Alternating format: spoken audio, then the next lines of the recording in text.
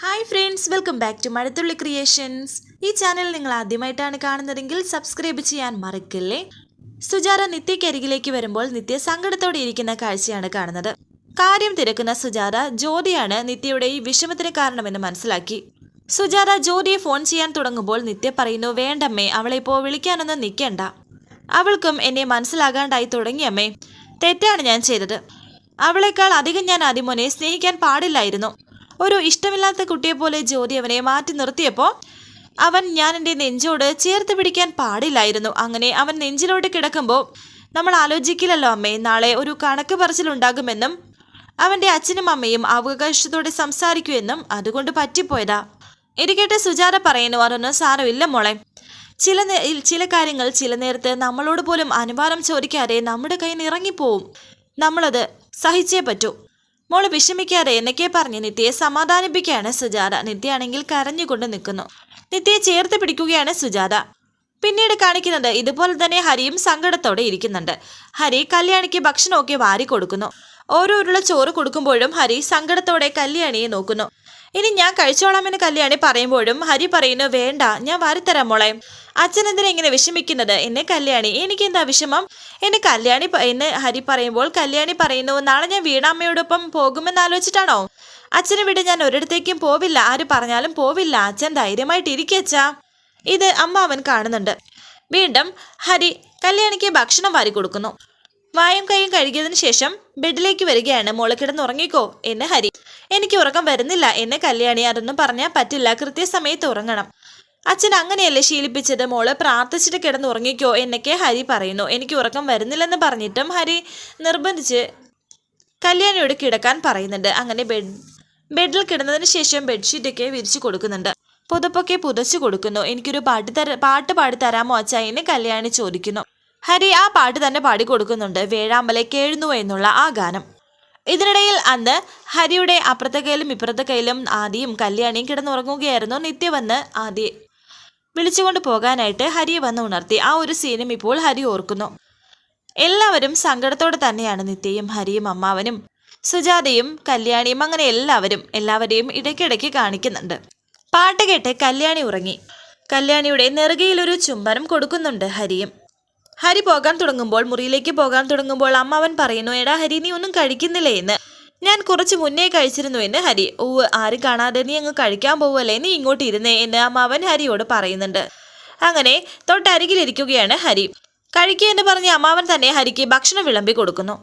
എന്നാൽ ഭക്ഷണം കഴിക്കാൻ ഒരു മനസ്സ് വരാതെ അങ്ങനെ ഇരിക്കുകയാണ് ഹരി. എങ്കിലും അമ്മാവൻ നിർബന്ധിച്ചത് കൊണ്ട് മാത്രം കഴിക്കുന്നു. എന്താ നിന്റെ ഉദ്ദേശം എന്ന് ചോദിക്കുമ്പോൾ ഹരി പറയുന്നുണ്ട്, വിളിപ്പിച്ചാൽ പോകാതിരിക്കാൻ കഴിയില്ലല്ലോ, പോകണം. ഞാൻ പക്ഷെ അതല്ല പറഞ്ഞത്. അവരെന്തെങ്കിലും ഒരു തീരുമാനം പറഞ്ഞാൽ നിന്റെ മട്ടും ഭാവവും കണ്ട എനിക്ക് മനസ്സിലാവില്ലേ, നിന്റെ ഉള്ളിൽ ആ ഒരു പേടി തട്ടിയിട്ടുണ്ട്. പിന്നെ നീ മോളുടെ അടുത്തിരിക്കുന്നതും സംസാരിക്കുന്നതും ഒക്കെ കണ്ട എനിക്ക് മനസ്സിലാവും എന്നൊക്കെ സങ്കടത്തോടെ അമ്മ അവൻ ഹരിയോട് പറയുന്നുണ്ട്. എന്താ സംഭവിക്കുന്നത് എനിക്കറിയില്ല, ഓർത്താലും അതിനൊരു ഉത്തരവില്ല. ഒരു ശൂന്യമായ മനസ്സോടെ അങ്ങ് പോണം. നടക്കുന്നത് നടക്കട്ടെ. അവൾക്ക് എങ്ങനെയാ അമ്മാവ എന്നെ വിട്ടു പോവാൻ സാധിക്കുന്നത്? ദൈവം കൂടെ ഉണ്ടാകുമെന്ന് വിശ്വസിച്ചാലും പ്രാർത്ഥിച്ചാലും കൺമുന്നിൽ നമ്മൾ മറ്റൊന്ന് കണ്ടതല്ലേ. നിത്യ പിരിഞ്ഞ് ആദ്യം പോയതല്ലേ. നിത്യ തോറ്റുപോയതും അവകാശത്തിന്റെ പേരിലല്ലേ എന്നെ കാത്തിരിക്കുന്നതും. ഈ അവകാശങ്ങളൊക്കെയാണെന്ന് കണ്ണു നിറഞ്ഞ് പറയുകയാണ് ഹരി.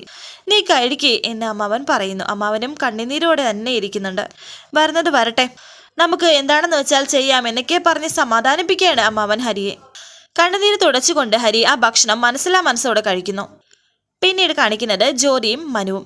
ആദ്യം അച്ഛൻ്റെ അരികിൽ കിടന്നുറങ്ങി. ഞാൻ എടുക്കാൻ ചെന്നപ്പോൾ അവിടെ കിടന്നോട്ടെ എന്ന് അച്ഛൻ പറഞ്ഞു എന്ന് മനു പറയുമ്പോൾ ദേഷ്യത്തോടെ നിൽക്കുകയാണ് ജ്യോതി. താനെന്താ ഇങ്ങനെയെന്ന് മനു ചോദിക്കുന്നു. എൻ്റെ ഇപ്പോഴത്തെ പോളിസി എന്താണെന്ന് അറിയാമോ? ഓഫീസിലായാലും പുറത്തായാലും എന്തെങ്കിലും സംസാരിച്ചു കഴിഞ്ഞാൽ അത് അവിടെ തീരണം. അതിൻ്റെ ബാക്കി മനസ്സിലിട്ടുകൊണ്ട് നടക്കുന്ന ശീലം എനിക്ക് പണ്ടേയില്ല. നമ്മൾ തമ്മിൽ പകല് സംസാരിച്ചതല്ലേ, അത് വിട്ടേക്ക്. ഇവിടെ ബെഡ്റൂം വഴക്കും വൈരാഗ്യവും ആക്കുന്നതിനോട് എനിക്ക് താല്പര്യമില്ല എന്ന് മനു പറയുമ്പോൾ ജ്യോതി ദേഷ്യത്തോട് തന്നെ പറയുന്നുണ്ട്, എനിക്കൊരു കുഴപ്പമില്ലെന്ന്. ഓ ഭാഗ്യം, ഞാൻ കുറച്ച് ദിവസം ലീവിന് ശ്രമിക്കുന്നുണ്ട്. അത് ഒന്നൊട്ടു കിട്ടിയാൽ നമുക്ക് മോനെയും കൊണ്ട് ഒരു ട്രിപ്പ് പോകണം. എൻ്റെ ഒരു കണക്ക് കൂട്ടലിൽ അങ്ങനെ ഒരു ട്രിപ്പ് പോയി വന്നാൽ തിരിച്ചു വരുമ്പോഴത്തേക്കും അവൻ പൂർണ്ണമായും നമ്മുടേതായിരിക്കും. എനിക്ക് അത്രയ്ക്ക് വിശ്വാസമില്ല എന്ന് ജ്യോതി പറയുമ്പോൾ മനു പറയുന്നു, എന്താ ജ്യോതി? കുട്ടികളുടെ കാര്യമോ? പുറത്തുനിന്ന് ഒരാൾ വന്ന് അവരെ കൊതിപ്പിച്ചാലേ അവരങ്ങോട്ട് പോകും. എനിക്ക് ജ്യോതി പറയുന്നു. താൻ പറഞ്ഞ് വീണ്ടും നിത്യേച്ചിയിലേക്ക് തന്നെയാണ്. താനൊന്ന് നിത്യേച്ചിയെ കുറിച്ചൊന്ന് ആലോചിച്ച് നോക്ക്. ആദ്യയെ തനിക്ക് ഒട്ടും ഇഷ്ടമല്ലായിരുന്നു. അപ്പോൾ ആദ്യയുടെ കാര്യങ്ങൾ നിത്യേച്ചിയല്ലേ നോക്കിയിരുന്നത്? താൻ അകന്ന് മാറി നിൽക്കുന്നതിന് നിത്യേച്ചിയെ കുറ്റം പറയാൻ സാധിക്കുമോ? ജീവിതത്തിൽ നല്ലത് പറഞ്ഞു തരാൻ കഴിയുന്ന ഒരു കുട്ടിയായിട്ട് നമുക്ക് നിത്യേച്ചിയെ കണ്ടാൽ പിന്നെ അങ്ങനെ ഒരു പ്രശ്നം വരില്ലല്ലോ. ഇത് കേട്ട് ജ്യോതി പറയുന്നു, മനു ഇത്രയ്ക്ക് ആരാധിക്കാനുള്ള ക്വാളിറ്റി ഒന്നും നിത്യേച്ചിക്കില്ല. പ്രത്യേകിച്ച് എന്താ നിത്യേച്ചി ചെയ്തിട്ടുള്ളത്? ഏട്ടൻ കുഴപ്പക്കാരനായിരുന്നു, അത് സഹിച്ചു. അത് കേരളത്തിൽ എത്രയോ പെണ്ണുങ്ങൾ സഹിക്കുന്നുണ്ട്. പിന്നെ ഏട്ടൻ്റെ തിരിച്ചു വരവ്, പിന്നെ തിരിച്ചു വന്നതിന് ഏട്ടൻ കാട്ടിക്കൂട്ടിയതിന് ഏട്ടനെ മാത്രം കുറ്റം പറയാൻ സാധിക്കില്ല. നിത്യേച്ചി ഹരിയേട്ടനുമായിട്ട് ഒരുപാട് ഇടപഴകുന്നത് കണ്ടപ്പോഴാണ് ഏട്ടൻ ഇഷ്ടമാകാഞ്ഞത്. അതിൻ്റെ പേരിലായി ഈ പ്രശ്നങ്ങളൊക്കെ ഉണ്ടായത്. മനു പറയുന്നു, ജ്യോതി, നമ്മൾ ഒരാളുമായിട്ട് ചെറിയൊരു അകൽച്ച തുടങ്ങുമ്പോഴത്തേക്കും മനഃപൂർവ്വം അവരുടെ കുറ്റങ്ങൾ കണ്ടുപിടിക്കാൻ നോക്കും. പക്ഷേ നേരെ മറിച്ചാണ് ചിന്തിക്കേണ്ടത്. നമുക്ക് പരിചയമുള്ള ഒരാളുടെ ഏറ്റവും നല്ല ക്വാളിറ്റീസ് മാത്രം അത് ചിന്തിക്കാൻ നോക്കും. നമ്മുടെ മനസ്സിൽ അവർക്ക് വലിയൊരു സ്ഥാനമുണ്ടാകും. താനൊന്ന് മൈൻഡ് റീഫ്രഷ് ചെയ്യേണ്ട സമയമായി. ജ്യോതി, നമ്മൾ തമ്മിൽ പിണക്കമൊന്നുമില്ല.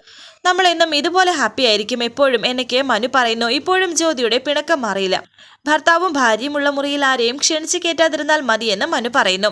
അപ്പോൾ ചെറിയൊരു പുഞ്ചിരിയോടെ ജ്യോതി ഇരിക്കുന്നു. പിന്നീട് കാണിക്കുന്നത് പിറ്റേ ദിവസമായിരിക്കുന്നുണ്ട്. സാറ് വരാൻ പറഞ്ഞിരിക്കുകയാണ്. ഹരിയെയും അമ്മാവനെയും ഒക്കെ കുട്ടിയും കൊണ്ട് വരാൻ പറഞ്ഞിരിക്കുന്നു. അതേപടി ഇപ്പോൾ അവരവിടെ എത്തുകയും ചെയ്തു. ഹരിയും അമ്മാവനും കല്യാണിയും അവിടെ വെയിറ്റ് ചെയ്യുന്നുണ്ട്. മോള് പേടിക്കേണ്ട, അച്ഛനില്ലേ കൂടെ എന്നൊക്കെ ഹരി കല്യാണിയോട് പറയുന്നു. വീണയും അവിടെ എത്തി. സ്വന്തം രക്തത്തിൽ പിറന്ന കുഞ്ഞിനോട് ഇതുവരെ എന്തെങ്കിലും ഒരു പരിഗണന നീ കാണിച്ചിട്ടുണ്ടോടി? ഇപ്പൊ പോലും ഞങ്ങളെ തോൽപ്പിക്കാൻ വേണ്ടിയിട്ടല്ലേ നീ കുഞ്ഞിനെ ആവശ്യപ്പെടുന്നത്? അല്ലാതെ നിനക്കവളോട് സ്നേഹമുണ്ടായിട്ടല്ലല്ലോ എന്ന് അമ്മാവൻ പറയുമ്പോൾ വീണ പറയുന്നു, അതെ, തോൽപ്പിക്കാൻ വേണ്ടി തന്നെയാണ്. എൻ്റെ അവകാശങ്ങളിൽ നിന്നും നിങ്ങൾ എന്നെ അടിച്ചോടിച്ചതല്ലേ? അപ്പോൾ പിന്നെ കുറച്ച് വേദന നിങ്ങളും അനുഭവിക്കണം. ഈ കുഞ്ഞിനെ തരാൻ ആ പോലീസുകാർക്ക് ഒരു അവകാശവും ഇല്ല. പിന്നെ അവർ വിളിപ്പിച്ചത് കാര്യങ്ങളൊന്നും അറിഞ്ഞിരിക്കാനായിട്ടാ തന്നെയാണ്. അറിഞ്ഞാൻ പറയേണ്ട രീതിയിൽ തന്നെ പറഞ്ഞോളൂ. നീ എത്ര കോടതിയിൽ കയറി ഇറങ്ങിയാലും ഞങ്ങൾ മോളെ വിട്ടുതരില്ല എന്നൊക്കെ പതിയെ അമ്മാവൻ വീണയോട് പറയുന്നുണ്ട്. എങ്കിൽ നമുക്ക് കാണാമെന്ന് വീണ. ചങ്കിൽ ചേർത്ത് നിങ്ങൾ രണ്ടുപേരും പിടിച്ചു വെച്ചാലും ചങ്ക് പറിച്ച് ഞാൻ കൊണ്ടുപോകുമെന്ന് വീണ. ഇത് വീണയുടെ വാക്കാണെന്ന് പറയുന്നു. എന്താ ഇവിടെ എന്ന് ചോദിച്ച് കോൺസ്റ്റബിൾ അവിടേക്ക് വന്നപ്പോൾ അമ്മാവൻ പറയുന്നു, ഇവള് ബഹളം വെക്കുന്നുണ്ട് സാർ. നിങ്ങൾ തമ്മിലൊരു പ്രശ്നം വേണ്ട, മാറി നിൽക്കേ എന്നെ വീണയോട് ആ കോൺസ്റ്റബിൾ പറയുമ്പോൾ വീണ പറയുന്നുണ്ട്, ഞാനൊന്നും സംസാരിച്ചില്ല സാർ, ആദ്യം ഒന്ന് എന്നോടാണ് സംസാരിച്ചത്. എന്തായാലും ശരി, സംസാരിക്കാനുള്ളത് സാറിന്റെ മുന്നിൽ വെച്ച് മതി, മനസ്സിലായല്ലോ എന്ന് പറഞ്ഞിട്ട് വീണയോട് മാറി നിൽക്കാനായി കോൺസ്റ്റബിൾ ആവശ്യപ്പെടുന്നു. ദേഷ്യത്തോടെ വീണ അവരെ നോക്കുന്നുണ്ട്. അപ്പോഴും കല്യാണിയെ ചേർത്ത് പിടിക്കുകയാണ് ഹരി. ഇപ്പൊ പോലും വീണ കല്യാണി ഒന്ന് സ്നേഹത്തോടെ അല്ല നോക്കുന്നത്, തുറച്ചു നോക്കുന്നുണ്ട്. സാറിനെ കാത്തിരിക്കുകയാണ് അവർ. ശേഷം നിത്യയെ കാണിക്കുന്നു. നിത്യയ്ക്കാണെങ്കിൽ വല്ലാത്ത ടെൻഷൻ. എന്താ മോളെ, എന്താന്ന് ചോദിക്കുന്നുണ്ട് സുജാത. കല്യാണിയുടെ കാര്യം ആലോചിച്ചിട്ടാണ്. അവരിപ്പോൾ സ്റ്റേഷനിൽ എത്തി കാണില്ലേ എന്ന് നിത്യ ചോദിക്കുന്നു. ഉണ്ടാകുമെന്ന് സുജാതയും. അത് ഓർത്ത് വലിയ ടെൻഷനോടെ തന്നെ നിത്യ ഇരിക്കുന്നുണ്ട്. വരാനിരിക്കുന്ന പുതുപുത്തൻ എപ്പിസോഡുമായി വീണ്ടും കാണാം. Thank you for watching. Please subscribe, like, share my channel.